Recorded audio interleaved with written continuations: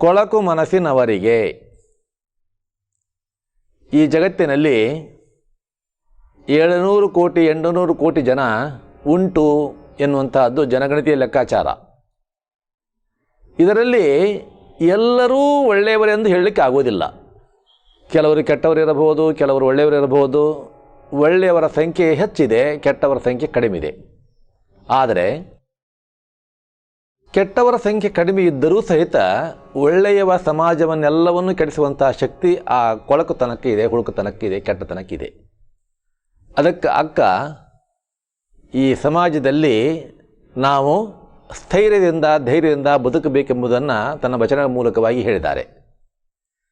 ಇಲ್ಲಿ ಎಲ್ಲ ಗ್ರಾಮಾಂತರ ಪ್ರದೇಶಕ್ಕೆ ಕಾಣುವ ದೃಶ್ಯವನ್ನು ನಿಮ್ಮ ಕಣ್ಣಿಗೆ ನಾನು ಮೊದಲು ತರ್ತಾ ಇದ್ದೇನೆ. ನಾನು ಕೋಳಿಯ ಕಾಲಿಗೆ ಗೆಜ್ಜೆಯ ಕಟ್ಟಿದರೆ ತಿಪ್ಪೆಯ ಕೆದರುವುದ ಬಿಟ್ಟೀತೆ, ತಿಪ್ಪೆಯ ಕೆದರುವುದ ಬಿಟ್ಟೀತೆ.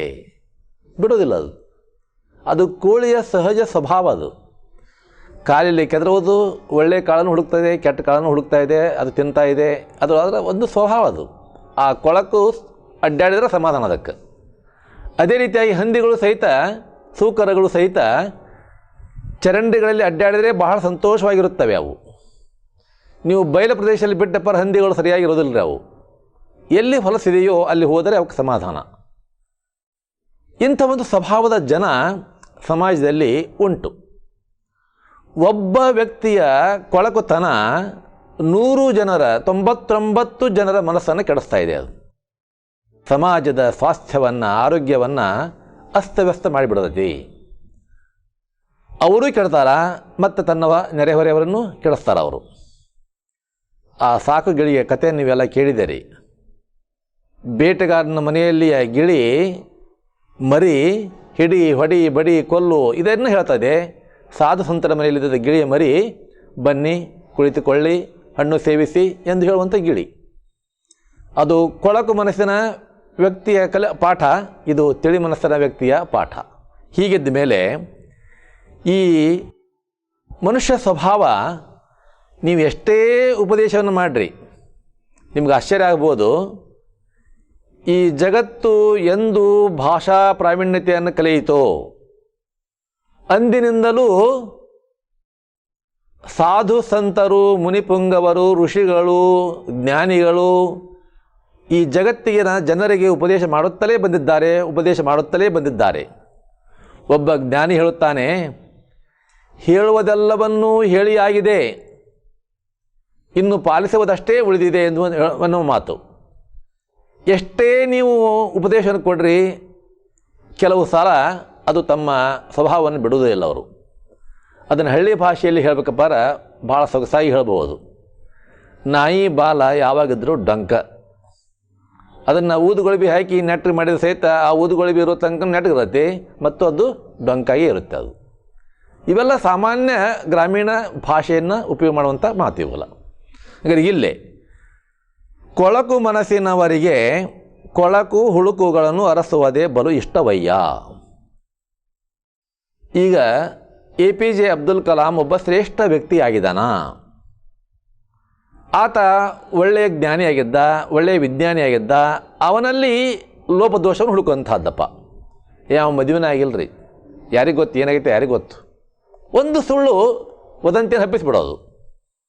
ಮಹಾತ್ಮ ಗಾಂಧೀಜಿ ಅವನ ಹೆಂಡತಿ ಕೊಟ್ಟಾಗ ಸರಿ ಇದ್ದಲ್ ಬಿಡ್ರಿ, ಮಕ್ಕಳು ಕೊಟ್ಟಾಗ ಸರಿ ಇದ್ದಲ್ ಬಿಡ್ರಿ, ಒಂದು ಲೋಪವನ್ನು ಎತ್ತಿ ಕಟ್ಟಿ ಆ ವ್ಯಕ್ತಿಯ ವ್ಯಕ್ತಿತ್ವವನ್ನೇ ಹರಣ ಮಾಡುವಂಥ ಕೆಲವು ಜನರು ಇದ್ದೇ ಇರ್ತಾರೆ.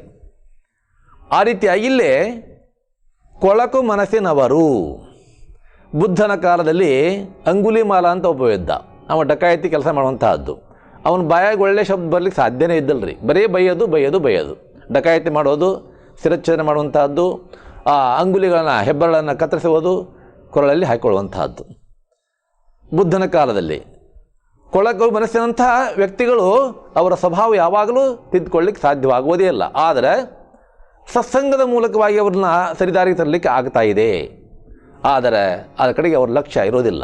ಹಾಗಿಲ್ಲೇ ಕೊಳಕು ಮನಸ್ಸಿನವರಿಗೆ ಕೊಳಕು ಹುಳುಕುಗಳನ್ನು ಅರಸುವುದೇ. ನಾನು ಮೊದಲು ಹೇಳಿದ್ನಲ್ಲ, ಒಂದು ಹಣ್ಣಿನ ಬುಟ್ಟಿಯಲ್ಲಿ 40 ಹಣ್ಣು ಚೆನ್ನಾಗಿದ್ದಾವೆ, ಒಂದು ಹಣ್ಣು ಕೆಟ್ಟಿದೆ.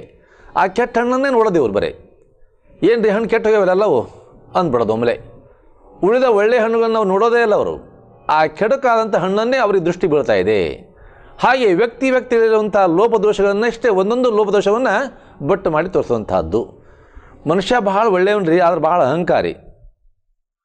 ಮನುಷ್ಯ ಭಾಳ ಬುದ್ಧಿವಂತ ಅದಾನ್ರಿ, ಆದ್ರೆ ಏನು ಮಾಡೋಕ್ಕೂ ತನ್ನ ಬುದ್ಧಿನ ವಂಚನೆ ಮಾಡ್ತಾನವ.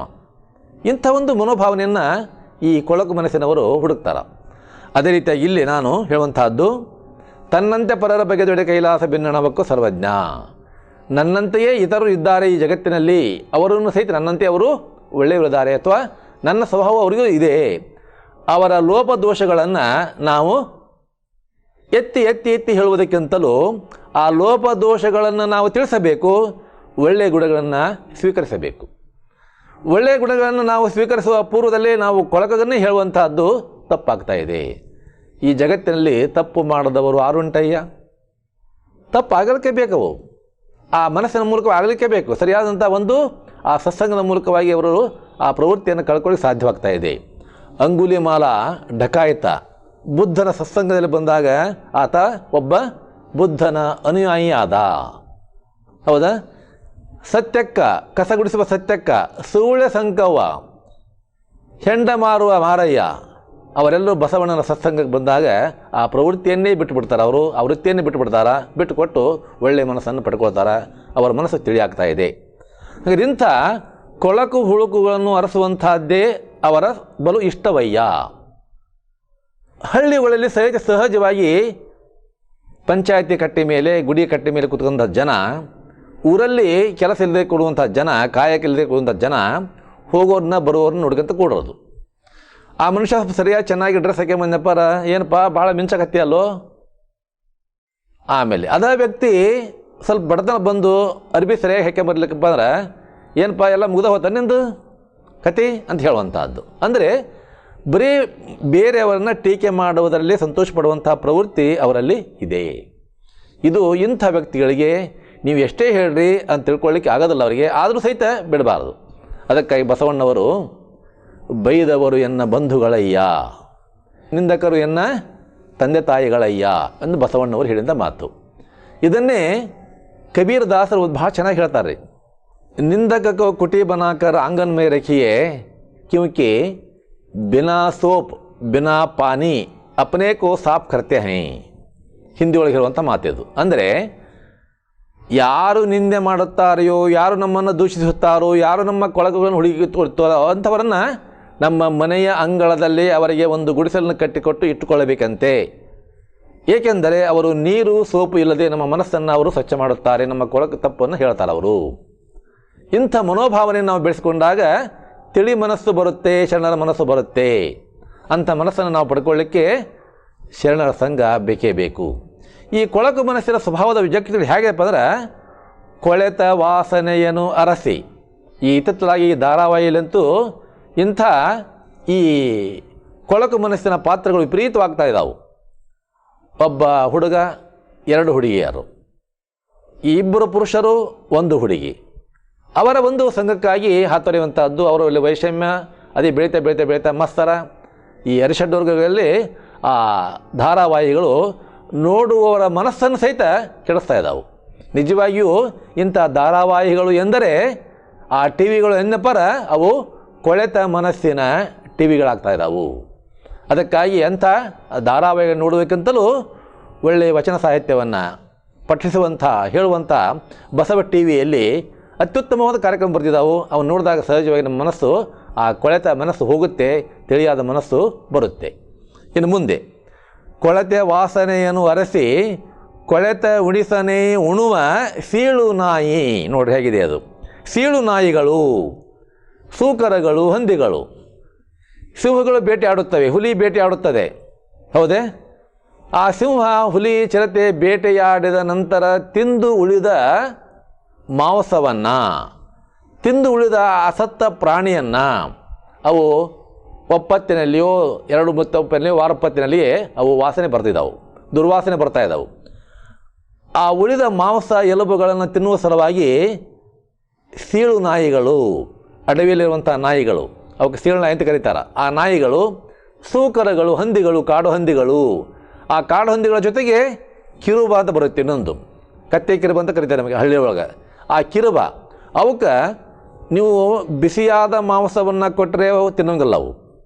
ಅವು ಸ್ವಭಾವ ಹೆಂಗಿದೆ ನೋಡ್ಕೊಳ್ರಿ. ಅವಕ್ಕೆ ಆ ವಾಸನೆ ಕೆಟ್ಟಿರಬೇಕು, ಹಳಸಿರಬೇಕು. ಹಳಸಿದ ಕೆಟ್ಟ ವಾಸನೆ ಬರುತ್ತಿರುವಂಥ ಸತ್ತ ಪ್ರಾಣಿಗಳ ಮಾಂಸವನ್ನೇ ತಿನ್ನುತ್ತವೆ ಅವು.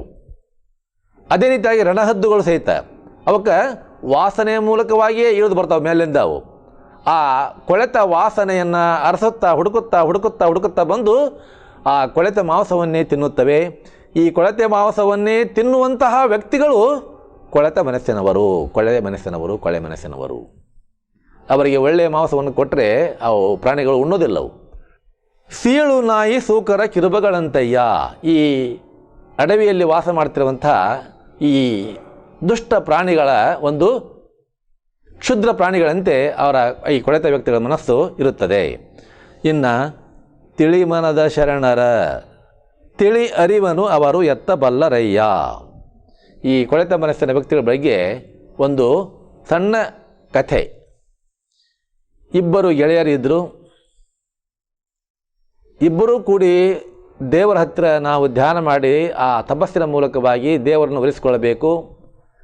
ನಾನು ಒಂದು ವರವನ್ನು ಕೇಳಬೇಕಂತ ಮಾಡಿದ್ದೀನಿ ಅಂತ ಒಬ್ಬ ಗೆಳೆಯ, ನಾನು ಕೇಳಬೇಕಂತ ಮಾಡಿದ್ದೀನಿ ಅಂತ ಅವನು. ಇಬ್ಬರು ಕೂಡಿ ತಪಸ್ಸು ಮಾಡಿದರು. ಇಬ್ಬರು ಕೂಡಿ ತಪಸ್ಸು ಮಾಡಿದ ಮೇಲೆ ದೇವರು ಪ್ರತ್ಯಕ್ಷನಾದ.